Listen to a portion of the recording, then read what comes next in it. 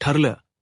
तर मग या मालिकेच्या आजच्या भागामध्ये नागराज काकांनी जे काही केलेलं असतं ते सत्य ज्यावेळी समोर येतं त्यावेळी रविराज सर म्हणतात, हा नराधम आतापर्यंत माझ्या घरात एवढे कारस्थान करत होता, परंतु मी नेहमीच दुर्लक्ष केला माझ्या वहिनीला.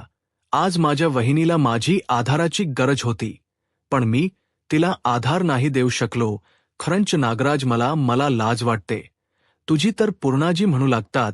रविराज, याबद्दल मला खरंच काही माहीत नव्हतं आणि नागराज, मी तर तुला मुलासारखं मानलं होतं, पण आज तुझी मला लाज वाटत आहे. लाज तर आता अस्मिता म्हणू लागते. हे किती भयंकर आहे ना. आपल्यासारख्या सुशिक्षित घराण्यांमध्ये असं कसं घडू शकतं? तर प्रतापराव अस्मिताला म्हणतात, अस्मिता, सुशिक्षित असलो तरी सुसंस्कृत असणं ही तितकंच गरजेचं आहे. आणि नागराजने आज जे काही केलं ते खरंच चुकीच आहे. रविराज सर म्हणतात, नागराज, एक गोष्ट लक्षात ठेव, तुझी जागा इथे नाही. तुझी जागा आता जेलमध्ये आहे आणि मी तुला जेलमध्ये टाकणार आहे. तर त्यानंतर रविराज सर अर्जुन सायली यांना विचारू लागतात, जर सायली, अर्जुन, तुम्हाला हे सगळं माहीत होतं, हे सगळं काही नागराज करत आहे याचा तर तुम्हाला अंदाज होता, तर तुम्ही मला का नाही सांगितलंत?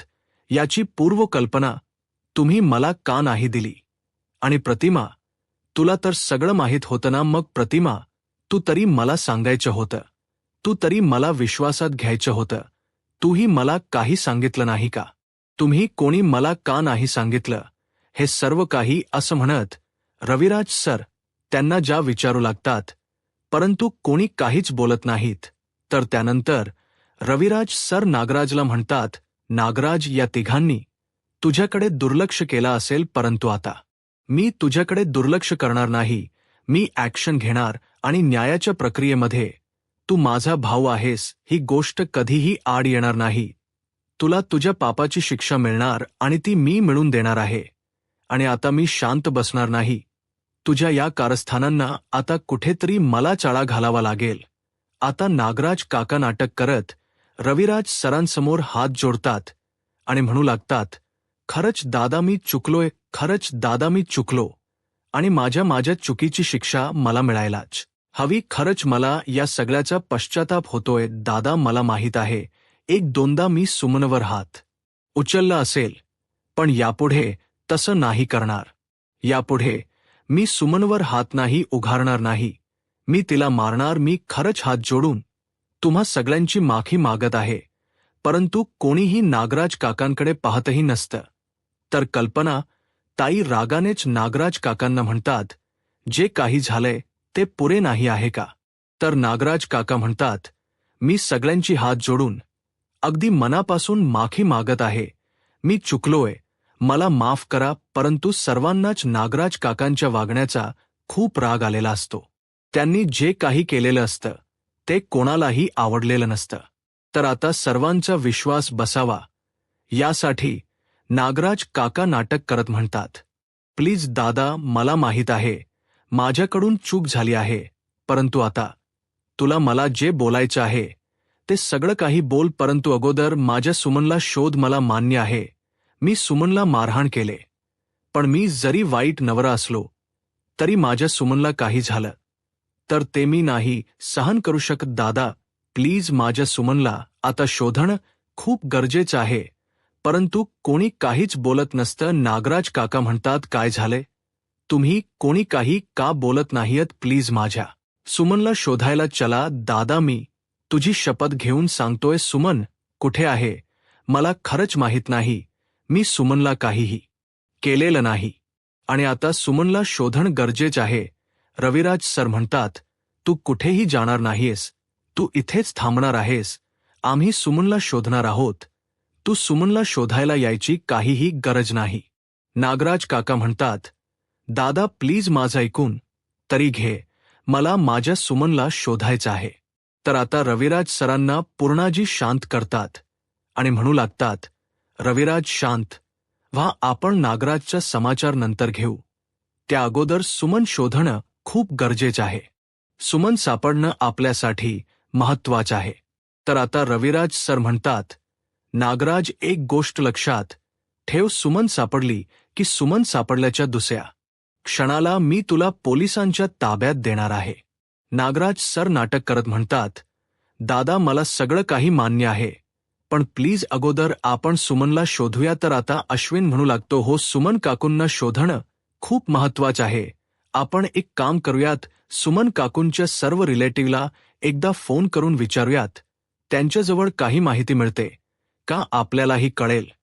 तर आता नागराज काका नाटक करत म्हणतात, हो चिंचोडला तिचा एक भाऊ राहतो आणि ठाण्याला तिची एक आत्या राहते, आपण त्यांना फोन करून विचारूयात.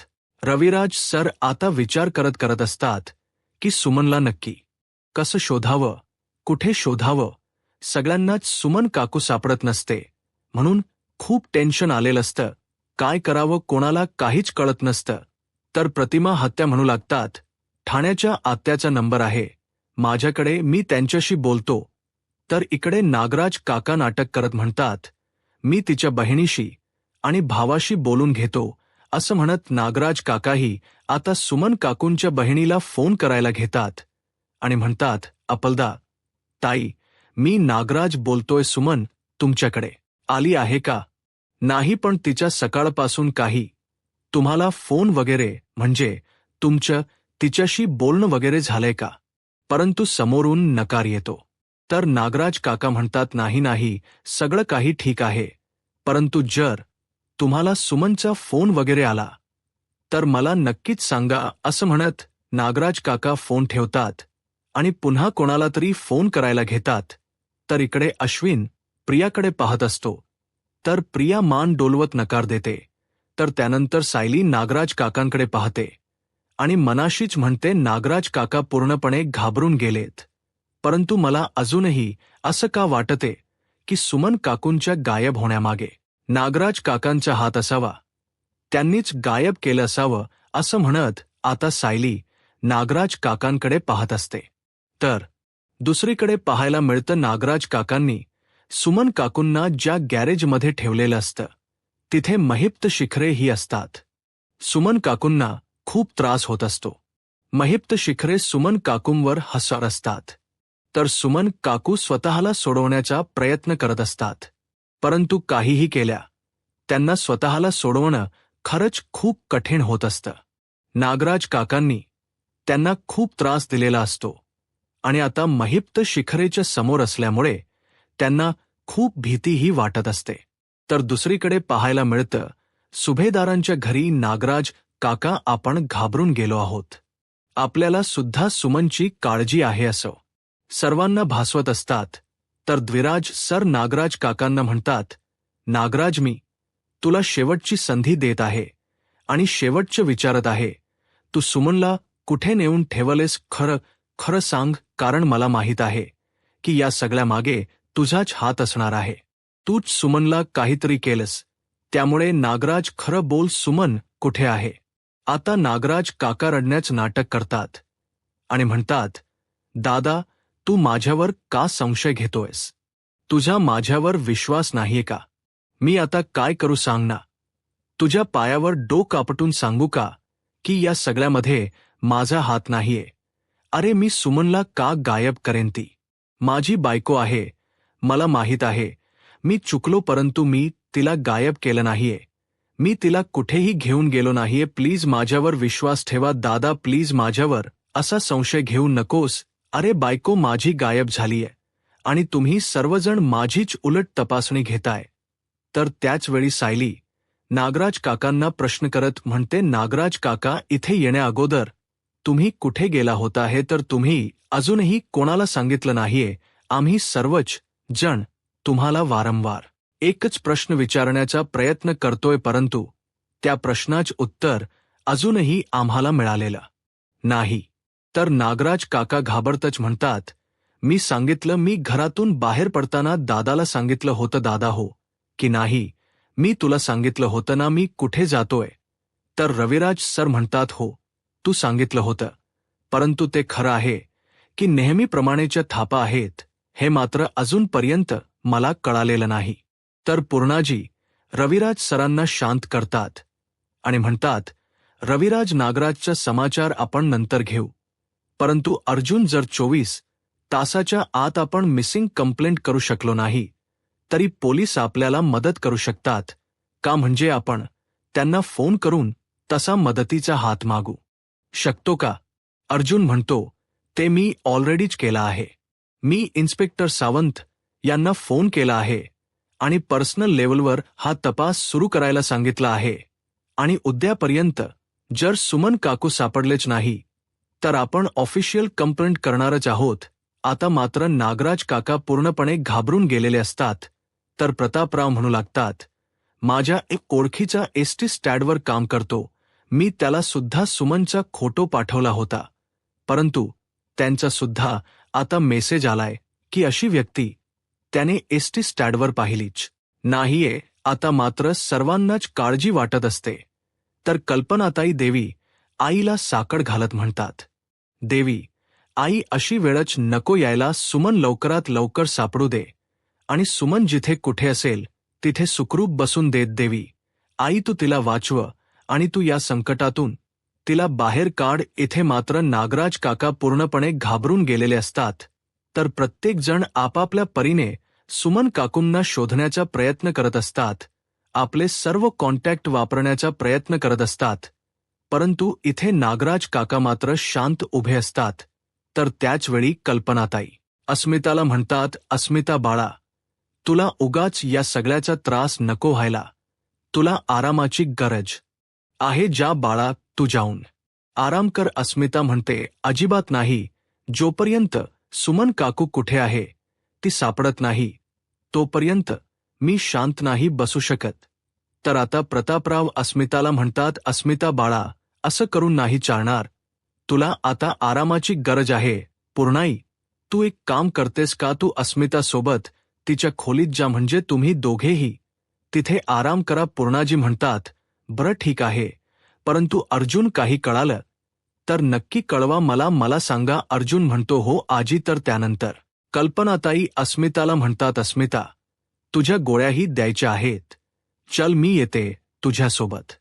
तर विमल ताई म्हणतात, वहिनी नका, तुम्ही इथे थांबा, मी त्यांना का हो नको ते बघते. असं म्हणत विमलताई आता पूर्णा, आजी आणि अस्मिताला रूममध्ये घेऊन जातात. इथे सर्वांनाच सुमन काकूंची काळजी वाटत असते. सुमन काकूंचा अजूनही कुठे शोध न लागल्यामुळे सर्वजण काळजीत असतात की आता काय करावं, सुमन काकूंना नक्की कुठे शोधावं. रविराज सर अर्जुनला म्हणतात, अर्जुन, तू इन्स्पेक्टर सावंत यांच्याशी बोललायस, म्हणजे तू इन्स्पेक्टर सावंत यांना सुमनच्या फोनच लोकेशन बघायला सांगितलं असेल ना? तर अर्जुन म्हणतो की हो, मी त्यांना सांगितलं आहे, त्यांनी या सगळ्याचा शोध घ्यायला सुरुवातही केली आहे. सायबर मध्ये काहीतरी विवेक नावाची व्यक्ती आहे, त्यांच्याशी त्यांचं बोलणं चालू आहे, आपल्याला लवकरच कळेल सुमन काकू नक्की कोणत्या लोकेशनवर होत्या. तर आता रविराज सर म्हणतात, विवेक काळे. तर अर्जुन म्हणतो, हो, असंच काहीतरी त्या व्यक्तीचं नाव आहे. रविराज सर म्हणतात, माझ्या तो चांगला परिचय आहे, मी त्याला मेसेज करतो, म्हणजे पर्सनल लेव्हलवर तो नक्कीच लवकरात लवकर प्रयत्न करेल. तर त्याचवेळी नागराज काका घाबरून बाहेर पडत असतात. रविराज सर विचारतात, कुठे निघालायस? नागराज काका घाबरतच म्हणतात, काही नाही, जरा मार्केटमध्ये जाऊन येतो, तिथे कोणी सुमनला पाहिलं असेल तर जरा शोधायला मदतच होईल ना. तर आता सायली म्हणते, या अगोदर आम्ही मार्केटमध्ये जाऊन आलो आहोत आणि मार्केटमध्ये कोणीही सुमन काकूंना पाहिलेलं नाही. रविराज सर म्हणतात, तुला कुठेही जायची गरज नाही, सुमनचा शोध आम्ही सर्वजण घेतच आहोत, पण तू घराबाहेर पडणार नाहीयेस. आता इथे गप्प बसायचं आणि तोंड बंद ठेवायचं, माझं डोकं फिरवू नकोस. नागराज काका काहीच बोलत नसतात, ते घाबरून गेलेले असतात. तर इकडे प्रिया मनाशीच म्हणते, या नागोमाने काय घोळ घालून ठेवलाय ना, याचा शोध मला घ्यावाच लागेल, याच्याशी बोलावं लागेल. परंतु आता इथे सर्वांसमोर बोलणं तर शक्य नाहीये, परंतु या सगळ्याचा शोध मला घ्यावाच लागेल. आता तिथे अश्विन आणि चैतन्य आलेले असतात. चैतन्य म्हणू लागतो, आम्ही सर्व हॉस्पिटलमध्ये फोन केला आहे, परंतु कुठल्याच हॉस्पिटलमध्ये फिमेल ॲक्सिडेंटची केस आली नाहीये. आता मात्र सर्वच जण सुमन काकूंच्या काळजीत असतात. काय करावं कोणाला काहीच कळत नसतं. तर अश्विन म्हणतो, आणि मी सर्व डॉक्टरशी बोलूनही ठेवलं आहे. मला असं वाटते की सुमन काकू कुठल्या हॉस्पिटलमध्ये नाही सापडणार. तशी वेळ त्यांच्यावर येऊ नये एवढीच अपेक्षा आहे. तर सायली रविराज सर आणि प्रतिमा आत्यांना म्हणते, रविराज काका आणि प्रतिमा आत्या, आजच्या एक दिवस तुम्ही इथेच राहाल का? म्हणजे सुमन काकूबद्दल काही कळालं तर आपण एकत्रच असायला हवं. तर प्रतिमा आत्या होकार देतात. रविराज सर सायलीला म्हणतात, सायली तू बोलतेस ते अगदी खरं आहे. आपण सर्वांनी एकत्र असणं खूप गरजेचं आहे. आज आम्ही इथेच राहतो. ज्या प्रतिमा तू थोडा आराम कर. प्रतिमा त्या म्हणतात, मला झोप तरी कशी लागेल. सायली म्हणते, नाही, सगळ्यांनी असं जागरण करून कस चालणार आहे. आई तुम्ही पण जा, तुम्ही सुद्धा आराम करा. आणि जर मध्यरात्री जरी सुमन काकू बद्दल काही कळालं तरी आम्ही तुम्हाला कळवणार आहोत. परंतु ज्या प्रतिमा आत्या आणि आई तुम्ही दोघींनीही जाऊन आराम करा. तर आता प्रतिमा आत्या काहीच बोलत नसतात. त्यांना सुमन काकूंची काळजी वाटत असते आणि त्या झोपायला जायलाही तयार नसतात. तर कल्पनात ताई प्रतिमा आत्यांना समजावत म्हणतात, प्रतिमा अग तू काळजी करू नकोस, सुमन सापडणार आहे. चल मी तुला गेस्टरूम मध्ये सोडते. परंतु प्रतिमा आत्या जायला नकार देत असतात. तर कल्पनात ताई प्रतिमा आत्या त्यांना म्हणतात, अग सुमन नक्कीच सुखरूप घरी येईल आणि हे बघ, हे आपले वाईट स्वप्न आहे असं आपण समजूयात. चल आता. प्रतिमा आता तयार होतात. कल्पनाताई प्रतिमा त्यांना तिथून घेऊन जातात. तर इकडे मात्र नागराज काकांना काही स्वस्थ बसवत नसतं. रविराज सर एवढे ओरडूनही नागराज काका रविराज सरांना म्हणतात, दादा मी थोडा गार्डनमध्ये आहे. रविराज सर रागानेच पाहतात. तर नागराज काका म्हणतात, काही नाही, मी कुठे जात नाहीये, मी फक्त जस्ट पाय मोकळे करतोय. असं म्हणत नागराज काका तिथून निघून जातात. आता सर सर्वांनाच खूप टेन्शन आलेलं असतं.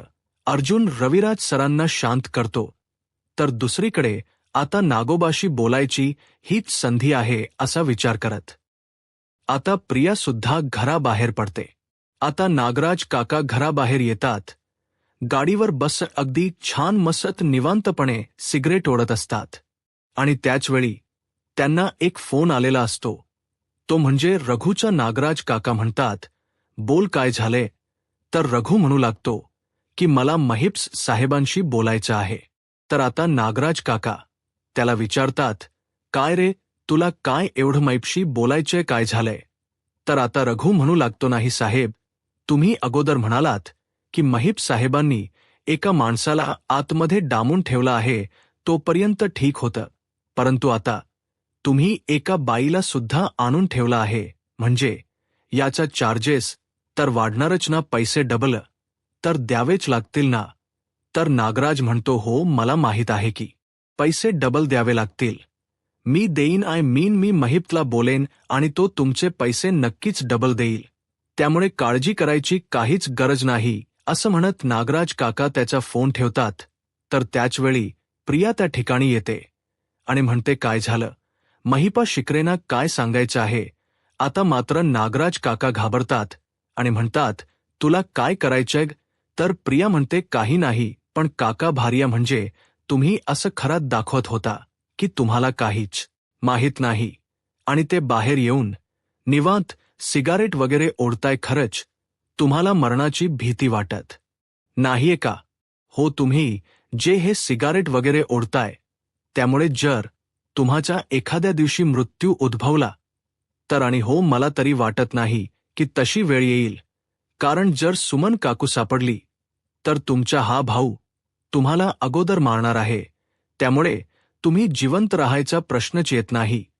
तर नागराज काका म्हणतात, मी सुमनला काहीही केलेलं नाहीये, तरी सुद्धा तू मला का जाब विचारतेस?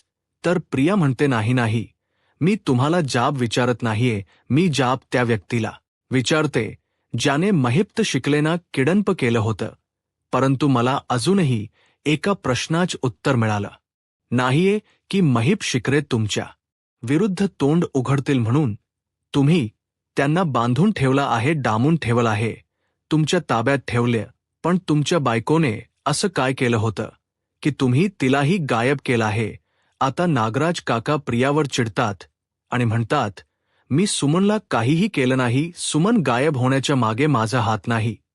तर प्रियाला नागराज काकांचा स्वभाव चांगलाच माहीत असतो, ते काय करू शकतात हेही माहीत असतं. आणि म्हणूनच प्रिया मोठमोठ्याने त्यांच्यावर हसू लागते. आता प्रिया हसतच नागराज काकांना म्हणते, तुमचा जो काही अभिनय आहे ना, तो तुमच्या भावासमोर कधीच उघडा पडलाय. तिथे ना एखाद्या भिजलेल्या कोकरासारखी तुमची अवस्था झाली होती. पण मला एक सांगा, तुम्हाला खरंच वाटते का तुमच्या या अभिनयाचा, तुमच्या या ड्राम्याचा माझ्यावर काही परिणाम होईल? आणि मी तुमच्यावर विश्वास ठेवेन. पटकन सांगून टाका की तुम्ही सुमनला कुठे ठेवले, तिला कुठे गायब केले. तुम्ही तिचा खून वगैरे तर केला नाही ना?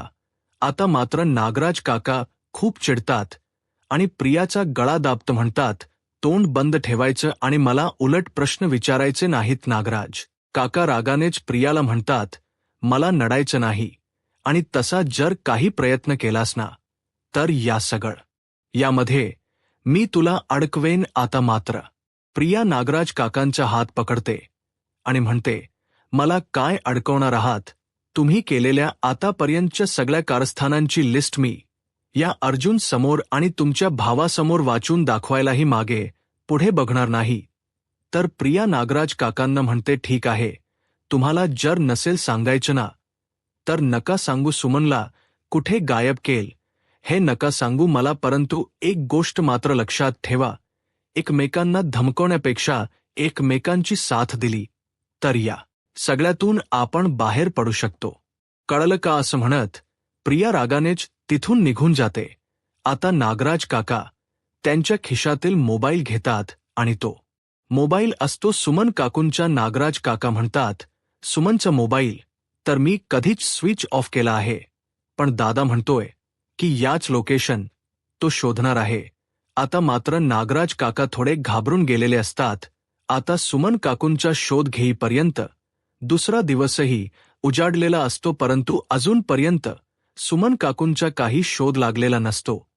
तर इकडे रविराज सर आणि अर्जुन प्रत्येकाला फोन करून काही ना काही माहिती मिळवण्याचा प्रयत्न करत असतात, परंतु अजूनपर्यंत कोणतीच माहिती हाती लागलेली नसते. तर रविराज सर अर्जुनला म्हणतात, अर्जुन, रात्रभर सुमनचा काहीच पत्ता नाहीये आणि त्या विवेक काळेचाही ना मेसेज आला आहे ना त्याने कॉल केला आहे, काय करावं काहीच कळत नाहीये. तर अर्जुन म्हणतो, अजून थोडा वेळ आपण वाट बघूयात, नाहीतर मी स्वतः सायबरमध्ये फोन करून या सगळ्याची स्वतः चौकशी करेन. अर्जुन, एकदा का सुमनचा फोन लोकेशन मिळालं ना की आपण लगेचच तिथे निघून जायचं आहे. आपण सुमनचा तिथे जाऊन शोध घ्यायचा आहे, काही ना काही करून आपल्याला सुमनला शोधायचं आहे. रविराज सरांना खूप वाईट वाटत असतं, त्यांना खूप त्रास होत असतो. हे सगळं काही अर्जुनला कळत असतं. अर्जुन रविराज सरांना शांत करतो आणि म्हणतो, सिनियर, मी काय सांगतोय ते शांतपणे ऐक. एकदा सुमन काकूंच लोकेशन सापडलं की मी त्या लोकेशनवर जाईन, म्हणजे माझ्यासोबत इन्स्पेक्टर सावंतही असतील. पण तू नको येऊस, कारण कालपासून तुझी खूप दगदग झाली आहे, तुला खूप त्रास झाला आहे, आता तुला आरामाची गरज आहे. सुमन काकूंच्या या विचारामुळे प्रतिमा आत्यांनाही खूप टेन्शन आला आहे. त्यासुद्धा त्याच गोष्टीचा विचार करतायत आणि म्हणूनच मला असं वाटते की तुम्ही दोघांनीही आता घरी जावं आणि आराम करावा. रविराज सर म्हणतात, नाही रे अर्जुन, मला स्वस्थ बसवणार नाहीये. मला ही गोष्ट खूप अपराधासारखी वाटते. अरे बघ ना, माझा सक्का भाऊ त्याच्या बायकोवर, माझ्या वहिनीवर अत्याचार करायचा, तिला मारहाण करायचा आणि मी मात्र काहीच करू शकलो नाही. एक भाऊ म्हणून तिची साथ तर देऊच शकलो नाही. आणि असं असताना ना मला तिच्या शरीरावरच्या जखमा दिसल्या ना, तिच्या मनावरच्या, असं म्हणत रविराज सरांचे डोळे पाणवतात. त्यांना खूप वाईट वाटत असतं. जे काही घडलंय त्याला आपण सुद्धा कुठेतरी कारणीभूत आहोत आणि म्हणूनच त्यांना अपराधे सारखं वाटत असतं. तर अर्जुन रविराज सरांना शांत करतो आणि म्हणतो, सीनियर, मला तुझी अवस्था कळते, परंतु समजा, तुम्ही सर्वजण इथे असताना सुमन काकू कदाचित घरी आल्या तर, किंवा मदतीसाठी त्यांनी तुम्हाला कॉन्टॅक्ट करण्याचा प्रयत्न केला तर तिथे सुद्धा कोणी असणं गरजेचं आहे ना. किंवा तिने समजा मदतीसाठी तिथला ॲड्रेस तर कोणाला दिला तर आपल्याला सुद्धा काही कळायला हवं ना. तिथे सुद्धा कोणीतरी असणं खूप गरजेचं आहे. आणि म्हणूनच सीनियर, मला असं वाटते की तू आणि प्रतिमा आत्यांनी आता घरी जावं आणि आराम करावा. तर रविराज सर म्हणतात, मी एक काम करतो, प्रतिमाला घरी पाठवतो. प्रतिमा थांबेल ना तिथे? तर अर्जुन म्हणतो, पण हे सगळं काही महिप्त शिखरेने केलं असेल तर मग प्रतिमा आत्यासुद्धा तिथे एकट्या सेफ नाहीयेत. आणि प्रतिमा आत्या एकट्या घरी असल्या तरी तुला इथे चैन नाही पडणार. सतत प्रतिमा आत्यांचा विचार तुझ्या मनात असणार. एकीकडे सुमन काकूंचा शोध आणि दुसरीकडे आत्याचा विचार. या सगळ्याने तुला त्रास होणार आहे आणि ते मी नाही सहन करू शकत. प्लीज सीनियर, तू आणि प्रतिमा घरी जा. हवं तर मी लोकेशनवर जात असताना सायलीला घेऊन जातो. म्हणजे मी जरी तुम्हाला अपडेट द्यायला विसरलो तरी सायली तुम्हाला अपडेट देऊ शकते. त्यामुळे काळजी करू नका. रविराज सर म्हणतात, ठीक आहे, मी आणि प्रतिमा घरी जातो, तेवढंच डोकंही शांत राहील. पण अर्जुन, तुला जर काही कळालं तर तू लगेच आम्हाला कळव. अर्जुन म्हणतो, हो, थोड्या वेळाचाच प्रश्न आहे. थोड्या वेळातच आपल्याला लोकेशनबद्दल काही ना काही माहिती कळेल आणि आपण लोकेशनवर जाणार आहोत. त्यामुळे सीनियर, तू काळजी करू नको. सुमन काकूंना काहीही होणार नाही. आपण त्यांचा शोध नक्की घेणार आहोत. आता सायली किचनमध्ये नाश्त्याची तयारी करत असते. ती विमलताईंना म्हणते, विमलताई, आपण नाश्त्याला पोहे बनवायला घेऊयात, म्हणजे पटकन होतील. मी कांदा चिरायला घेते, तुम्ही पोहे भिजवायला घ्या. आता सुभेदारांच्या घरातील सर्वजण एकत्र नाश्त्यासाठी येत असतात, परंतु सर्वजण उदास असतात. सर्वांना सुमन काकूंची काळजी वाटत असते. सर्वजण सुमन काकूंच्या विचारात असतात. आता पूर्णाजी सायलीला विचारतात, सुमनच काही कळालं काग? तर सायली म्हणते, नाही पूर्णाजी, अजूनपर्यंत काहीच कळालं नाही. आम्ही रात्रभर स्टडीमध्येच होतो, त्यांचा शोध घेण्याचा प्रयत्न करत होतो, परंतु अजूनपर्यंत हाती मात्र काहीच सापडलं नाही. तर पूर्णाजी म्हणतात, आणि सकाळी लगेच तू कामालाही लागलीस? तर सायली म्हणते, नाश्ता तर बनवावा लागेलच ना, आणि तुम्ही सगळ्यांनी थोडं थोडं खाऊन घ्या. कल्पनाताई म्हणतात, सायली, अगं नाश्ता काय मीही बनवला असता, पण तुला आरामाची गरज आहे. अगं तुझी किती दगदग होतीये. तर त्यानंतर सायली म्हणते, हो आई, पण शेवटी आता काहीतरी करावं लागेलच ना. अस्मिता ताई सुद्धा पहाटे उठले आहेत, त्यांना सुद्धा काहीतरी द्यायला हवं, म्हणून मी नाश्ता बनवून घेते. तर आता प्रतिमा म्हणू लागतात, परंतु माझ्या घशाखाली तर घासही उतरणार नाही. खरं तर माझीच चूक आहे. मी काल घरी सुमनला एकटीला ठेवायलाच नको होतं. मी सुद्धा तिथे थांबायला होतं, म्हणजे आज ही वेळच आली नसती. असं म्हणत आता प्रतिमा हत्या स्वतःला त्रास करून घेत असतात, तर स्वतःला अपराधी समजत असतात. तर सायली प्रतिमा हत्यांना समजावते आणि म्हणू लागते, प्रतिमा हत्या, प्लीज, तुम्ही स्वतःला त्रास करून घेऊ नका. यात तुमची काहीही चूक नाही. तुम्हाला तरी कुठे माहीत होतं की असं काहीतरी घडेल? त्यामुळे प्लीज तुम्ही स्वतःला दोष देऊ नका आणि प्लीज या सगळ्याचा त्रासही करू नका घेऊ. असं म्हणत सायली प्रतिमा त्यांना शांत करते. तर प्रतापराव सर्वांना म्हणतात, सुमन येईल. उगाच वाईट काहीतरी घडल्यासारखे चेहरे करून बसू नका. सुमनला काहीही झालं नाहीये, ती सुखरूप असणार, मला खात्री आहे. त्यामुळे प्लीज कोणीही असे वाईट चेहरे करून घरात काहीतरी वाईट घडल्यासारखं राहू नका. आता त्याचवेळी तिथे अर्जुन येतो आणि अर्जुन म्हणू लागतो, सायली, आपल्याला कुठल्याही क्षणी लोकेशन मिळाल्यानंतर त्या लोकेशनवर जावं लागेल. बरं मला एक सांग, तुझा सुमन कुशी कॉन्टॅक्ट किती वाजता झाला होता? म्हणजे लास्ट तू किती वाजता बोलली होतीस? तर सायली म्हणते, 8:15च्या दरम्याने माझा आणि त्यांचा फोन झाला होता. त्यानंतर बऱ्याच वेळी मी त्यांना फोन करण्याचा प्रयत्न केला, परंतु पावणेच्या दरम्याने त्यांचा फोन स्विच ऑफ येऊ लागला. तर आता चैतन्य म्हणू लागतो, परंतु सुमन काकूंचा फोन खरंच बंद झाला की एवढ्या लवकर बॅटरी डाऊन झाली की नक्कीच सुमन काकूंनी स्वतःहून हा फोन बंद केला असावा. तर पूर्णाजी म्हणू लागतात, पण सुमन असं का करेल? अर्जुन म्हणतो, आता तरी पूर्णाची आपण काही सांगू शकत नाही, फक्त तर्क मांडू शकतो, पण लवकरात लवकर आपल्याला इन्स्पेक्टर सावंत यांचा फोन आल्यानंतरच लोकेशन सापडणार आहे. आता हे सगळं काही नागराज ऐकत असतो. नागराज मनाशीच म्हणतो, आता तर मी सुमनचा फोन ज्या ठिकाणी स्विच ऑफ केला ते लोकेशन सापडलं तर. आणि त्याच वेळी आता अर्जुनला इन्स्पेक्टर सावंत यांचा फोन आलेला असतो. इन्स्पेक्टर सावंत अर्जुनला म्हणतात की आपल्याला लोकेशन सापडलं आहे आणि मी तुम्हाला पाठवत आहे. तर अर्जुन सर्वांना म्हणतो, इन्स्पेक्टर सावंत यांना सुमन काकूंच्या मोबाईलच लोकेशन सापडला आहे. ज्या ठिकाणी मोबाईल स्विच ऑफ झाला तिथून त्यांना लोकेशन सापडलं आहे. आता मात्र इन्स्पेक्टर सावंत लोकेशन पाठवतात. इथे मात्र नागराज काका पूर्णपणे घाबरून गेलेले असतात. नागराज काका म्हणतात, अरे बापरे, मी जर मोबाईल ज्या ठिकाणी स्विच ऑफ केला आणि ते जर लोकेशन सापडलं तर पूर्णपणे वाट लागणार आहे, कारण तिथून तर गॅरेज जवळ आहे आणि तिथे गेल्यानंतर महिप्त आणि सुमन हाती लागू शकतात. आता काहीही करून यांच्या अगोदरच मला तिथे जाऊन काहीतरी करावं लागेल, असं म्हणत नागराज काका तिथून निघून जातात. आता सर्वजण लोकेशन पाहतात. रविराज सर म्हणू लागतात, हे तर वेशीवरच लोकेशन आहे. मग सुमन नक्की वेशीपर्यंत का गेली असावी? काय घडलं असेल? तर अर्जुन म्हणू लागतो, आता तिथे गेल्यावरच कळेल. प्रतापराव म्हणतात, अर्जुन जे काही कराल ते सावधगिरीने करा, कारण यात जर महिप्त शिखरेचा हात असेल तर तो काही ना काही पावलं उचलण्याचा प्रयत्न करेल. त्यामुळे प्लीज सांभाळून, आणि तुमच्यासोबत पोलीस असणार आहेत ना? तर चैतन्य म्हणतो, मी इन्स्पेक्टर सावंत यांना फोन करतो. परंतु इन्स्पेक्टर सावंत यांचा अर्जुनला फोन येतो.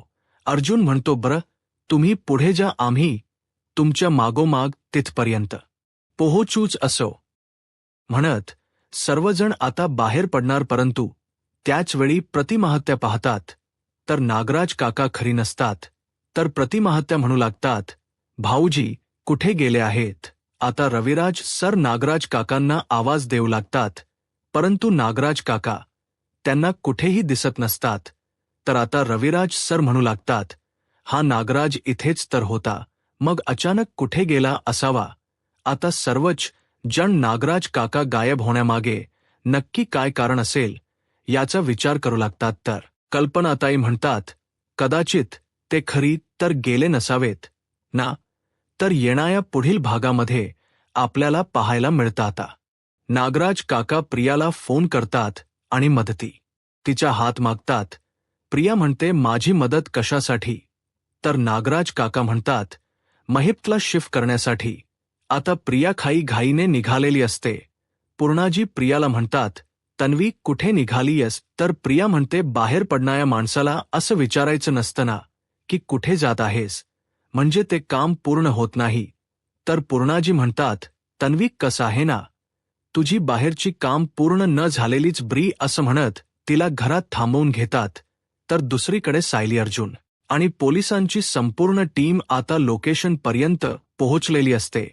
सर्वजण शोध घेत असतात आणि त्याचवेळी त्या पडक्या गॅरेजमधून महिप्त शिगरेचा आवाज येतो. तर आता अर्जुन म्हणू लागतो, आवाज तर इथून आला आहे, आणि म्हणूनच सर्वजण गॅरेजच्या दिशेने जातात. आता अर्जुन, सायली आणि पोलिसांची टीम त्या गॅरेजपर्यंत पोहोचलेली असते. परंतु आता सुमन काकूंचा शोध घेण्यामध्ये पोलीस यशस्वी ठरतील. यूट्यूब चॅनलला सबस्क्राईब करा आणि व्हिडिओ लाईक करा.